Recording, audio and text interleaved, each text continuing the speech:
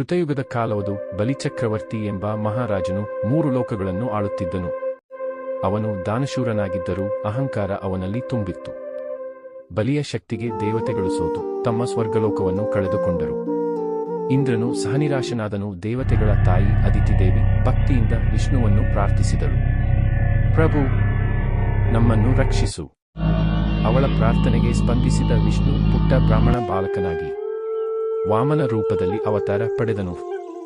ನರ್ಮದಾ ನದಿಯ ತೀರದಲ್ಲಿ ಬಲಿಚಕ್ರವರ್ತಿ ಯಜ್ಞ ಮಾಡುತ್ತಿದ್ದನು. ಅಷ್ಟರಲ್ಲಿ ಒಬ್ಬ ಪುಟ್ಟ ಬಾಲಕ ಅಲ್ಲಿಗೆ ಬಂದನು. ಬಲಿಚಕ್ರವರ್ತಿ ಅವನನ್ನು ನೋಡಿ ಕೇಳಿದನು, ಬಾಲಕನೇ, ನಿನಗೆ ಏನು ಬೇಕು?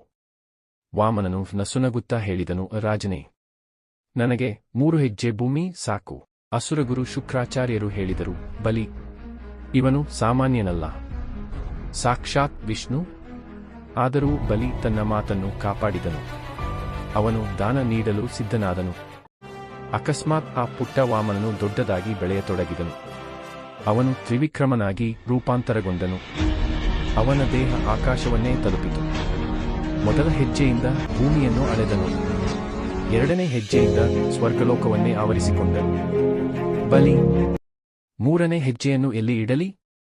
ಬಲಿ ತನ್ನ ಅಹಂಕಾರವನ್ನು ಅರಿತುಕೊಂಡನು. ತಲೆಯನ್ನು ಬಾಗಿಸಿ ಹೇಳಿದನು, ಪ್ರಭು, ನನ್ನ ತಲೆಯ ಮೇಲೆ ಇಡಿ. ವಿಷ್ಣುವು ಅವನ ತಲೆಯ ಮೇಲೆ ಕಾಲಿಟ್ಟು ಅವನನ್ನು ಆಶೀರ್ವದಿಸಿದನು. ಈ ಕತೆ ನಮಗೆ ಹೇಳುವುದು, ಅಹಂಕಾರವಿಲ್ಲದ ದಾನವೇ ನಿಜವಾದ ಮಹಾದಾನ.